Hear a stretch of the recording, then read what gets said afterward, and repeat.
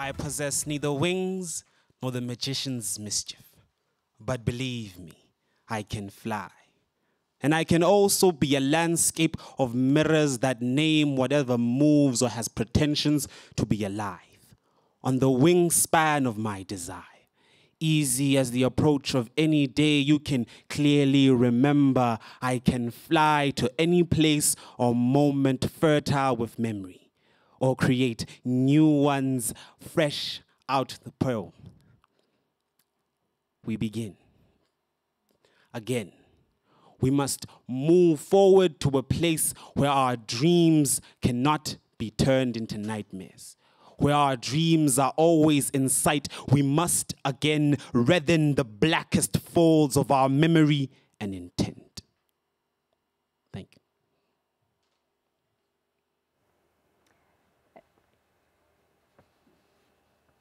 Inspired by the late, great Nobel laureate and wordsmith Ntate Zile, who was laid to rest this week. That was a tribute by Tutugane Maeza, who, at just 21 years of age, is the 2017 provincial winner of the slam poetry competition, Current State of Poetry. So yeah, heaven is certainly calling on our great forefathers, another, of course, being former president of a place I used to call home, Buputatswana, and that, of course, is Kgosi Mangane Mangope. May their souls indeed ascend into the afterlife. A big welcome and thank you for tuning in. This is Trends, your entertainment news hub for SABC News, where every once in a while we might just switch things up and add a dash of current affairs, since we are, of course, on a news channel. And also, of course, it's a new year. My gosh, this is actually our first live show of 2018, so we're all ecstatic to be here doing what we love for all of you. My name is Rifil Wemula, and as a collective, we are at Trends on SABC. And so, in the words of a man who was admired by millions the world throughout, but in particular, a great influence on Ntate Kgosi was Pablo Neruda. If you don't know who that is, Google him. So he once said, "Every day you play with the light of the universe. And if nothing else, may that be something we as the youth be cognizant of, so that when our final curtain calls come in our old age, we have lived full, meaningful lives." Take a look at this next clip of Brawili, Ntate Mogolo, to you and I, doing what he did best. One thing, though, about the culture of reading. When we are younger, you know, books are part and parcel of every day. That's how we learn. But that almost wanes as we get older. So what do you have to say? Are you noticing that, you know, young people are more into books and reading and just broadening their minds, more than just magazines and Google? You know, do they really get into literature? Unfortunately, I have to say they don't. Oh. They used so to unfortunate. Before, they don't. Yes, yes. But I think part of that is that they are not literate enough. Oh, wow. And so it's multifaceted, yeah, the reasons for this. For that. It's not just one sole reason. Well, unfortunately, so great talking to you, Kgosi. We do have to wrap up. One thing I do want to ask you as last, you know, as a poet, Pablo Neruda, still your favorite? Yes. Okay, I was reading Pablo the other day and I said, yes, I remember. Years ago when we met, you told me this. You are about to perform something for us. It's called Wounded Dreams. That's correct. Sounds very, very interesting. Please take it away. Okay. Amongst the silences of these restless nights, my voice wants to break through the shell of words to name and sing the evidence of our resolve and will to live past the glib claims of noble intentions. If you've never walked through the restless shadows of wounded dreams, beware. The young ones of tomorrow might curse you by not wanting to remember anything about your ways, because everything about you leaves a bitter taste in the mouth. Amongst the silences of these restless nights, our dreams refuse the perfumed bandages that try to hide the depths of the wounds. Our voice yearns for the precision to name what we are most responsive to, the way Our Lady of the Martin Vindaloo of my desire said, "Listen here, Shorty, this is Hell's Kitchen. You'll walk out of here tall, you hear? Though the present remains a dangerous place to live, cynicism would be a reckless luxury, a pile of toxic lies deodorized to sound like the most clear signage showing us the way forward from here. Yep. May his soul rest in peace. And so, Trends is the name of our game, and with that, we introduce a new segment to the show, a weekly update on trending topics from home and across the African diaspora. Nadia Adams-Parton will be bringing us the lowdown on the social and celebrity front. And so, roll it. South Africa's blonde bombshell Candice Swanepoel has just been named the most influential Insta model, and with a following of around 11.8 million, we can totally understand why. The 29-year-old Victoria's Secret model earns as much as 840,000 rand per post. Swanepoel beat out some of her besties such as Rosie Huntington-Whiteley, who has around 7.6 million followers on the gram. The KZN beauty is also expecting her second child with fiancé Herman Nicoli. Grey's Anatomy's Ellen Pompeo has just signed a major deal with the show's production house. That will see her earn around 7 million rand per episode, making her the highest paid actor in TV. In a candid interview with Hollywood Reporter, Pompeo admitted that she'd previously asked for a better deal and had been declined. And while she was the star of the show, her co-star Patrick Dempsey was earning more than her. Prince Harry and Meghan Markle's romance is being made into a movie. Oh my gosh, I cannot wait. Titled Harry and Meghan, the film from Lifetime Studios will chronicle their courtship, their first date, how they kept their romance under wraps, and the global media attention surrounding their relationship. Casting of the film is currently underway and the release date will be announced soon.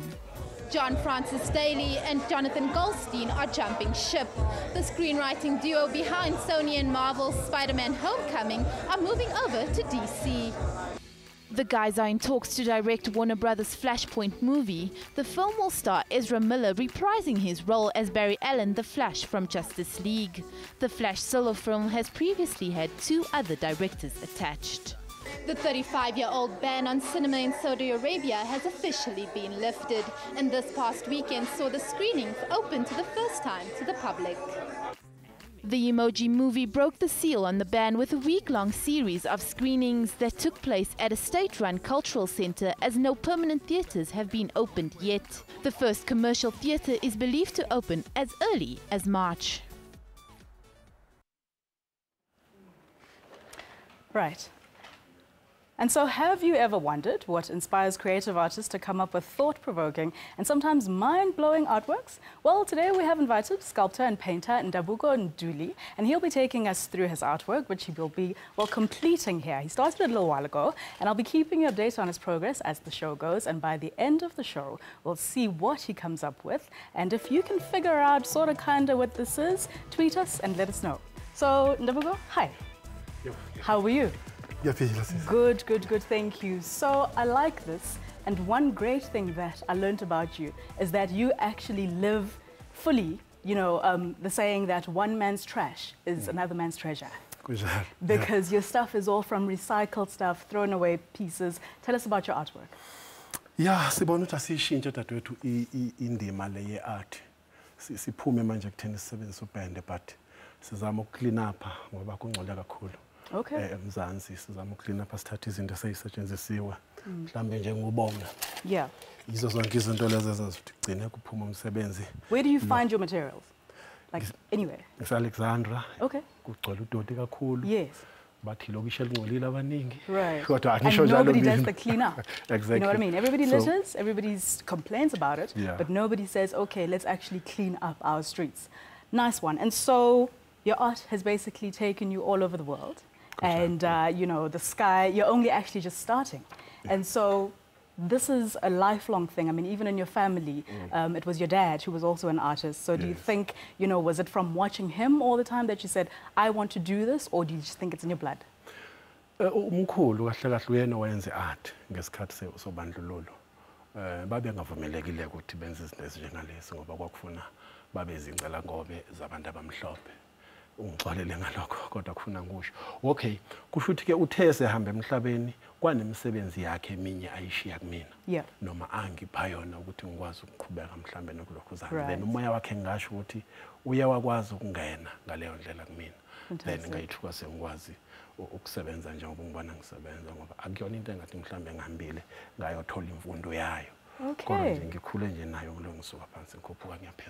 Thank you so very much. Oh, wow. That was amazing. I mean, Ndabuko was just saying, you know, his father basically passed on the baton to him to carry on his artworks. And this is exactly what he's doing, living his best life. We will take a look at what he finishes up later on in the show. So stay tuned. Trends is back after this break.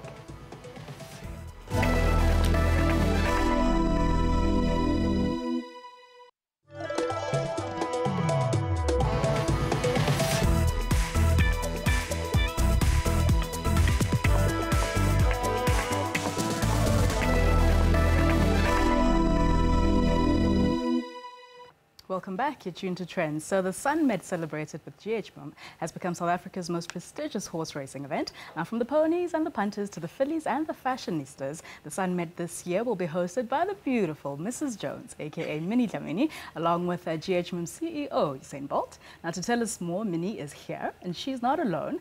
She's joined by designer to the stars, Gert Johan Kutsia. Welcome, guys. Thanks for having us. I know, right? So, countdown to the Met. Yeah. Tell us about it, Minnie. You were just announced, you posted, this week, and you were saying, oh my gosh, this is finally happening. Tell us what went through your mind and everything that you're going through basically in the lead up to the event. Well, it obviously started with the announcement that I'm one of the brand ambassadors for GHM. Yeah. I'm really, really excited about it. I mean, we gave it a really nice title. I really wanted to make it angular specific. So you want to know exactly what this brand ambassador stands for, what they represent, and how they fit with the brand. Right. And so what they decided to do, they said, you're the master of ceremonies, Usain Bolt is the CEO, and the two of you are going to host this year's Met. We're bringing Africa to the world and the world to Africa. Nice. So nice. Oh my gosh.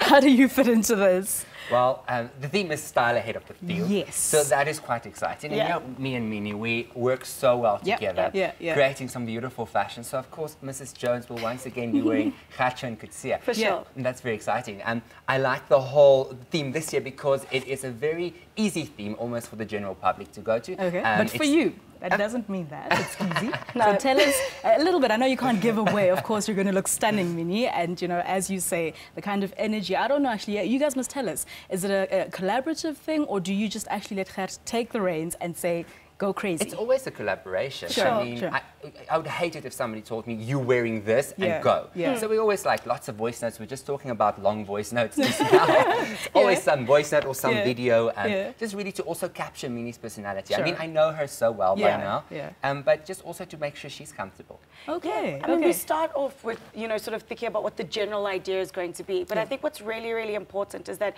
you know, everyone is in the industry, you're an industry professional in your own field. I'm not now trying to turn around and say that I'm a designer and I'm going to dictate to the designer what to wear. I kind of had an idea, and we spoke about the themes and what sort of images I want to portray and what sort of look and feel that we wanted to go with. And we're going quite African, but still really, really modern. So not the conventional African theme that you might think of, but it was really, really important that when you see me on stage there, is that it looks like an international brand, but it also still makes sense to Africa and South Africa as a whole. Okay. Think Afro-chic.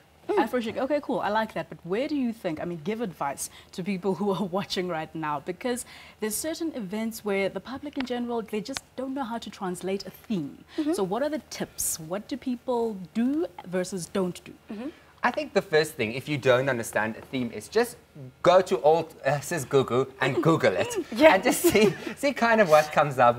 Hit Pinterest a bit, see what other people think the theme is. Because it's terrible if you get there and you miss the theme completely. You know what I mean? Especially with things like all white parties and you're the only person in color. You know, there's always that person. There's always that person. I kick them out.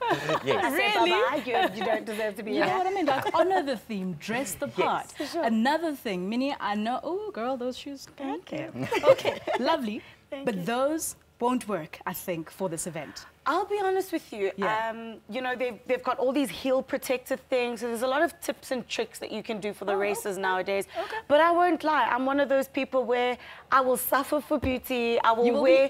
No. That's like, what shoes are you wearing? And I'm like, you don't worry about. He's like, what shoes are you wearing? And it's really, really important. So I'll compromise and sink some heels and grass to make sure that the outfit is perfection. So I'm the worst when it comes to that. But if you can find heel protectors, go out there. If you're wearing a long dress, it doesn't make sense to be in a stiletto heel. You're just going to ruin your shoes. So there are a few tips that you can get away from. I'm wearing a dress that's sort of semi-long, semi-short. So my shoes are ruined after the Mets, I can tell you that. Okay, it's one pair just for the Mets. And then, I mean, you will be emceeing, you know, with Usain Bolt. Have you met him before? I haven't yet, no. Okay, you haven't. So what are you feeling? What are you, you know, I don't know. I mean, he's a sporting legend, so I couldn't be more honored and excited to be associated with his brand, let alone getting the opportunity to meet him. But what I love about him is that, you know, he represents hope, he represents endurance, he represents fearlessness, he represents so many things across the racial barrier, which is what I love. And I'm just so excited that I get to speak to a legend, find out what makes him tick, and at the end of the day, just have fun with them. We're celebrating. The whole thing's about daring, winning, and celebrating. And I'm just really, really excited that I get to pick the brain of a legend. Sure, fantastic.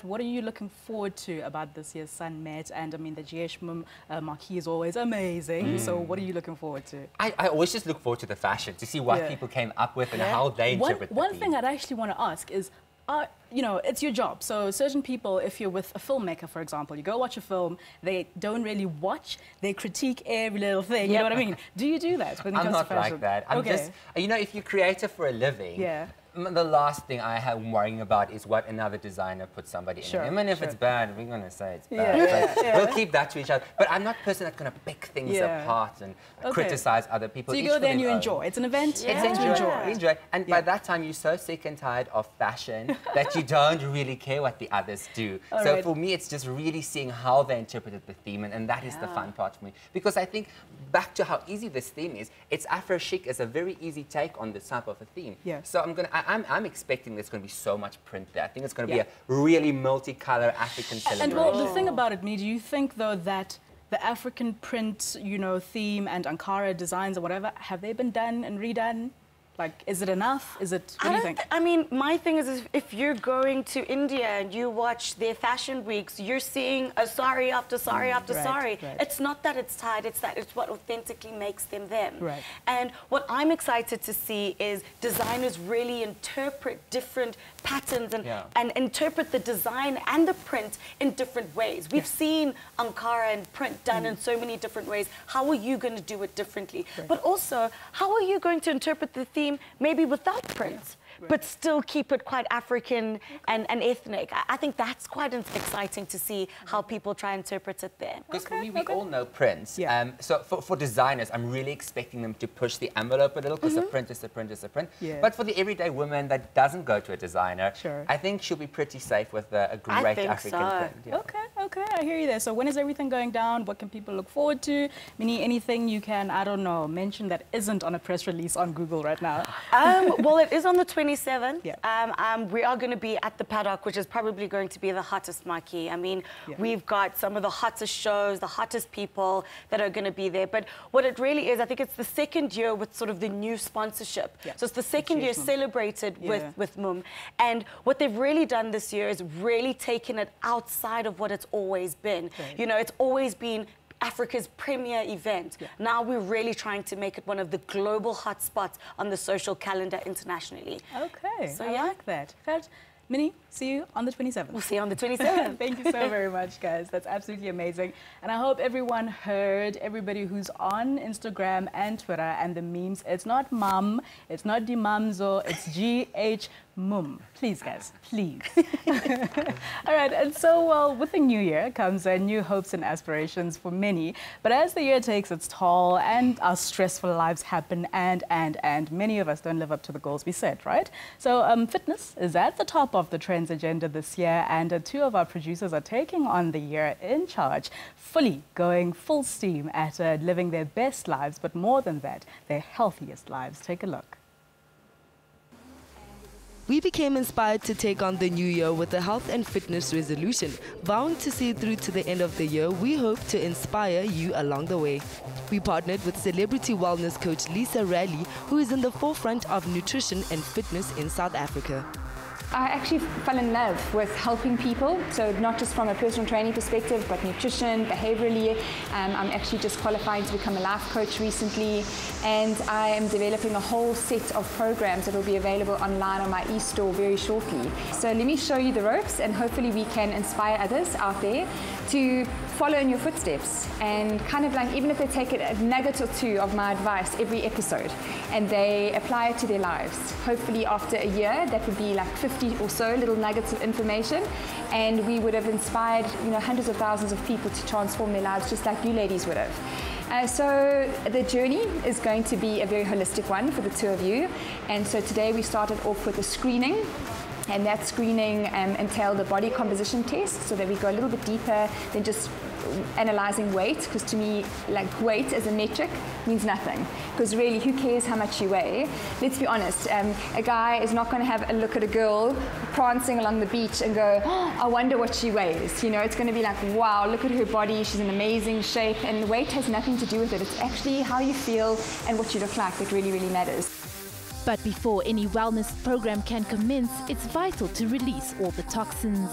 Raleigh put us on a detox that eliminates 8 food sources that creep into our diets in excess and put strain on our bodily functioning. This includes caffeine, animal proteins, added sugar, dairy, wheat, alcohol, added salt, and processed or refined foods. The detox goes along with an eliminate kit, which has a few essentials to assist you through the cleanse. Okay ladies, this is a really critical step in this whole cleansing process. It's got everything that you need for your 10-day cleanse. So I'm going to run through it very quickly with you both. This is my little magic tool. Okay, this is called a dry brush. You're going to use this for a minute or two before you jump into the shower every single day. You use it in long sweeping strokes, always towards the direction of the heart. So upwards, and then from here downwards, up, back of the legs, down your back, arms, the whole works. It really helps to get the lymphatic system moving. It helps to stimulate circulation. It helps big time with cellulite. Okay, so we want to use this once a day, every single day. I've got you some vegetable stock, and this veggie stock is fabulous because it's got no sodium in it, and it's really healthy for you, and it's a great foundation for a lot of the recipes, to make your recipes taste good, because I want you to stick on this for a minimum of 10 days, okay? So I want your food to taste good. Then we've got a little serving of Himalayan rock salt. I'm sure you've heard of this. It's got a little bit less sodium than your regular salt. It's got your trace elements and minerals, and a little bit healthier than your regular salt, all right? And this is a treat for you both on day 5. When you've cleansed for 5 days, I want you to have an Epsom salts and sodium bicarbonate bath, okay? And you're going to jump in the bath, hot water, add this inside, and you're going to soak for half an hour, drink lots and lots of water, and it also helps to just cleanse out all the toxins. Xylitol syrup, fantastic for sweetening foods like your oats in the morning, like your herbal teas that you're going to be allowed on the cleanse if you are really struggling without sugar. Okay, great substitutes. A little bit of coconut oil, just a sample. You make your eggs in it, you can have your roasted vegetables in it, you can make popcorn in it, oven roasted potato wedges, anything that you normally cook your veggies or foods in it, you'd rather use coconut oil. Doesn't go rancid when you heat it up at high temperatures, and it's not volatile at high temperatures. Okay, so really, really stable oil. And then this is not the greatest product, okay, for when it comes to texture, but oh my gosh, is it effective. So you're adding 2 teaspoons of your bentonite clay, 2 teaspoons of psyllium husk with a little bit of water. If you really struggle, you can add it to a little bit of your vegetable juices or some herbal tea or a little bit of apple juice, homemade apple juice. And you're going to block your nose and you're going to get it in. And it helps to scrape the walls of the colon clean. It also helps to absorb toxins. And we're literally going to only have this once a day in the mornings whilst you're having your fruit. I promise you, the first couple of days you're not going to feel so great. You may have headaches, withdrawals, side effects, grumpy, tired, just like you would with any cleanse when you're taking out all the stimulants that you are very used to. Alongside our nutritional shift is also the rebounding exercise regime, Bounce Back.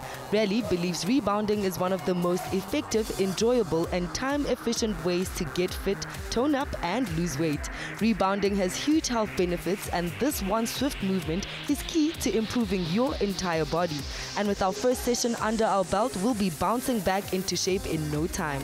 Okay, so that's it for our very first session here with Lisa. We just did a hectic rebounding session. I don't know how we're going to make it through 12 months of this, but we're definitely going to do our best. We sure will be posting up everything on our social media page. Follow us on @TRENDZ on SABC for daily updates, but in every 2 weeks, you'll be seeing us on your screen, so check it out. Bye, guys. Bye. Ooh, trying to fall in love with you. Ooh.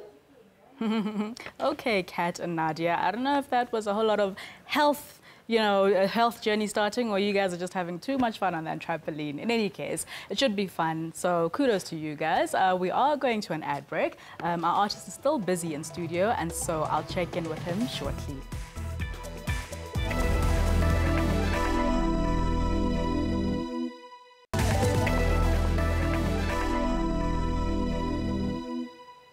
Welcome back. You're still watching Trends on the SABC News channel. Of course, so if you missed that, we have an artist in studio. Ndabuko's here. I'm going to chat with him in a little while. He actually started on this art piece a little while ago. He says it's got some tweaks and things that he needs to do.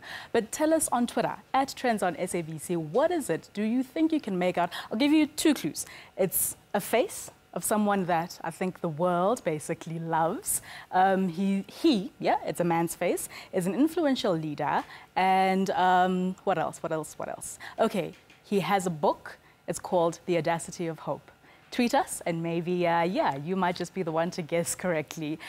And so in our next story, the Terra Culture Arena in Lagos is currently showcasing a theatre production titled Fela and the Kalakuta Queens. So the play showcases the life of Nigerian Afrobeat king Fela Kuti and the women around him. The Terra Culture Arena was closed for a few months for renovations, but has recently reopened to provide audiences with an all-new and better theatre experience. This production is the first to showcase at this state-of-the-art theatre house. Directed by Bonlanle Austin Peters, the play focuses on Fela Kuti's colorful lifestyle, which included his fearless critiques of Nigeria's then corrupt and oppressive military regime, only served to heighten the mystique. Fela Kuti electrified Nigerians and many music lovers all over the world with his hip-shaking and strangely hypnotic blend of jazz, funk, and West African folk rhythms. I'd worked with the United Nations for years, came back home, and I felt that there was a gap, that we could do a lot more in the arts and culture space, especially working as an expatriate. You tend to go to a lot of art venues, so we didn't have a lot in Nigeria, so I decided to build this. Initially built in 2003, this center was launched to promote diversity in different cultures. For nearly 30 years, the country's performing arts scene has been virtually non-existent, with its national theater hardly staging any shows. I think it's a good thing. I think it's a step forward for the arts, especially for stage. So she's doing a great thing, and I'm happy to be part of this production. I hope theatre stage plays become much bigger in this part of the world. I know it costs probably a lot to do these kind of productions and all that. So let's pray for even a bigger space, much larger space, so that a lot of people can also come and watch. With audiences keen to watch more homegrown stories, producers are taking advantage to embrace modern technology on the stage and in productions. Austin Peters says she wants to highlight the importance of the discipline in promoting talent and jobs in Nigeria. The theater sits about 400 people. Nice one. And so we are going to an ad break again. Stay tuned. Trends is back after this. We're talking magic. We're talking with an artist who's doing some amazing work here in studio. So stay tuned to Trends. You don't want to miss out.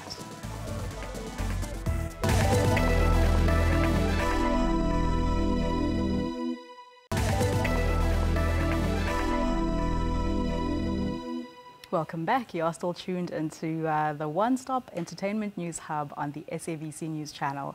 And so magic, the age-old wonder of the world. Many have asked over time, is it real? Is it an illusion? And will we ever really know the secret behind the greatest of the great magicians? Now, mentalist and magician Brendan Peel flew down from Port Elizabeth recently to give us some tips and tricks. Let's see how much he gives away. Take a look at this next insert.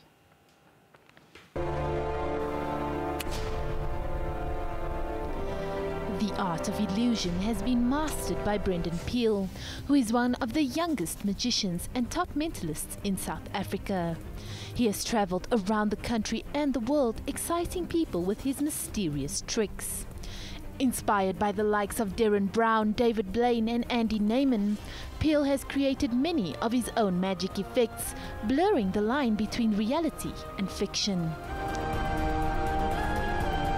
How I became a magician is I went to a library, I read a book on magic. I got really, really fascinated about this book. And I just learned a couple of tricks here and there. And then I would take those tricks that I learned, go to friends and family and people that I know, and I would just show them these tricks. And after showing them these tricks, I saw like the wonder in their eyes, right? And I thought, wow, this is really awesome, right? And that was the feeling that I had, that I liked creating that wonder among people. So that's where I kind of sparked into, okay, now I want to learn more tricks to create more wonder. Watching one of these mind-blowing performances always leaves you wondering how on earth it is even possible.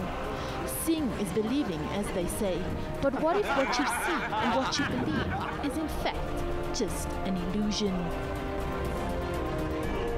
The majority of what we do is completely fabricated. It's a complete illusion. And when I say majority, I mean there's no such thing as real magic, okay? There's no such thing. I hate to break it to you folks, but there's no such thing as magic, okay? But what mentalists in particular tend to do is we tend to use like psychological techniques and genuine kind of abilities and skills, like memorization skills that we may learn and pick up on. And those are real. Sometimes they come off and seem as magic, especially some of the memorization stuff that I do. It may seem like magic, but that is more real. But as far as like pulling a rabbit out of a hat or making like a card vanish, those types of things, no one can really make something that's here really vanish. It's up to the magician to create the illusion of that. And the better the magician is, kind of the more believable that illusion is. But yes, to answer your question directly, no such thing as real magic or anything like that. I quickly scribbled out something in this little envelope. I'm going to ask you to think of one digit at a time, because you're going to try and tell me what you think this 2-digit number in here is, okay? Just off the top of your head, don't think about it too much. 1. Okay, that is an odd number, which is fine. And I try to dissuade you from the odd numbers, but 1 isn't such a commonly chosen number because, of course, 1 is the very first number on a 1-digit spectrum, right? Yeah. So I want you now to think of the second digit. Now, the only thing I'm going to tell you about the second digit is different to the first digit. That's the only clue you have. So take a wild guess at what you think the second digit may be. 6. Okay, that's fascinating. So an odd 1 digit and then a 6 even digit. Inside here we have the little piece of paper. Just go ahead, take that out, hold it face down for now. And just to recap, completely free choices. There's literally a 1 in 99 chance that that is correct, okay? But to recap, your numbers were? 1 and 6. 1 and 6, which will be 16. Completely free choice. I want you to go ahead, turn it over and read what's on it. Oh my God. It says, in fact, 16, ladies and gentlemen. 16. You can keep that eBay, obviously. Mentalism is another form of magic, tricks of the mind, and an art form Peel has come to enjoy most in the work that he does. In your mind, it's something you can eat. It's an apple, right? Is it apple? Is it apple? It's apple. Mentalism is essentially magic of the mind. So it's basically using a blend of trickery, psychology, and kind of all these other kind of techniques of deception put all together to create maybe the effect of reading minds or predicting the future. It's all kind of all the magic happens in your head or in the person's head that is kind of watching there. Whereas other kind of more visual magic, it's not as engaging or interactive, because you can sit there, I can make a ball disappear and you would enjoy it, but with mentalism I actually have to like speak to you and actually engage with you, and sometimes the magic actually feels more real to the people. Mentalism feels more real because it's all happening in your head, and that's the beauty of mentalism, and that's why I mainly do mentalism, but of course I do all the other kind of card tricks and these types of things. The idea of magic may be a phenomenon of the past, but it is certainly making a comeback, with the demand for entertainment growing steadily, especially in Cape Town, where the magical community is biggest. So if you're in the mood for some wonder and amazement, a magician is not far off. Okay, so who knew that kind of magician and artist exists in the small town of Port Elizabeth, right? In Feb, I think it is, the Illusionists come to South Africa. Make sure that you go online, check those tickets out, and be at Monte Casino, I think it is, for some amazing, amazing mind work from the very best from overseas. And so now, if you're in art circles, you'll definitely have heard of the name Ndabuko Ntuli. So his ambition and goal is to travel the world, but only so that he can showcase his work while at the same time touching the lives of those he meets. Now, most of the objects he uses are made from recycled material, as you can see, and he makes 3D installations. Now, in the next few weeks, he'll also be traveling to New York to have his work exhibited. So, Ndabuko? Like, this is amazing. I mean, we did say earlier on that, you know, your work is a lot of things that you collect off the streets from people, anywhere, everywhere, and you make amazing pieces. Now, something like this, I want to know, do you start first with a sketch? How does the work come together? Just explain to us your process. Okay. Ngokujwayelekile vele mawuyi-artist uqala usketch ngepeni lakho lomsizi uza ngopende wakho paint ukhipha leyo fika osuke ufuna ukuthi uyikhiphe. Mina ke sengikuthatha njenge-basic ye-art ukwenza into enjengaleyo. We have to move on manje ngoba sikwi-21st century kufuna siqhamuke nezinto ezintsha singalo sasibambelela njalo kuleza zinto ezazisetshenziswa kudala ukuthi kwenziwe ubuciko. Njengamanje ke mase ngiqedileke ukwenza i-sketch sami ngaphinde ngapenda kula ngiqala khona ke manje ngizo-artha. Okay. So you layer it almost. It's first a 2D yes, you know, painting first, or a sketch, and then you layer it to make it a 3D model. Okay, so is this basically how you do all your work? Are you known just for this, or do you also do paintings? What kind of you know, do you use pastels? Do you use clay? Do you use, what else do you use in your art? Emsebenzini emdala ngiqale vele ngipenda kakhulu. Yeah, bengenza bengisebenzisa acrylic nama oils on canvas. Okay. But one thing, Ndabuko, I want to touch on is the fact that some of this stuff is not cheap. You know, materials are not cheap. So you find a lot of artists perhaps who will use chalk and just do, you know, or pencil. That's cheaper. But when you talk about acrylics and different kinds of canvases, this isn't cheap. You know what I mean? So for a young person who is in Ekasi somewhere and thinking, you know what, I think I do have a knack for this, and buy a sketch, you know, every time in class in mathematics, every time they just basically are, you know, trying to sketch and create a lovely piece of work. But they're thinking, I could never do it because when I go to art galleries, it's these big things and it costs money. So what advice would you give to them? I-answer ivele ihlelo bala ngani ngoba buka lokhu mina angikuthengile nje lokho. Ngihambile ngakucosha ngasebenzisa ingqondo ukwazi ukukhipha lento engiyenzayo njengamanje. So angikwazi ukugijima ngithi ngizohamba ngiyothenga upende ngiyothenga ini. You use what's around you. Lokho okuseduze kwami kungenza ngikwazi ukuziveza nje. And that's the thing, that's the creativity in you as an artist. I think in every sector, you know, whether it's film, whether it's TV, money is never enough, and you just have to be creative in how you actually execute your work. You're going to New York? Yeah. First time there? No? I think in New York, I think it's the first time. Okay, but you've been other places. Are you excited? What are you going to do? How many pieces are you taking? What's the most expensive one? Tell us all about it. Okay, ngizothatha cishe mhlamba ama-piece awu-5. Okay. Angalingana yona le size. All right. Yeah, ukwenza ukuthi ngingahambi nomsebenzi omningi. Uyabiza ke vele ke umsebenzi. Udayisa umsebenzi wawodwa emibili cishe mhlambe ukwazi ukuphila isikhashanyana. Okay. Yeah, that is why ngizokunciphisa i-limit yemsebenzi engase ngihambe nayo. Right. Mhlambe ne-sculpture C1 esenziwe futhi ngayo imfocoza le esisebenza ngayo. Okay. Yeah. And if you say you're traveling with about 5 pieces of this size, all of them 3D installations like this. Okay. Yeah. How do you travel? What happens at the airport? Oh my gosh, I can just imagine. It's chaotic.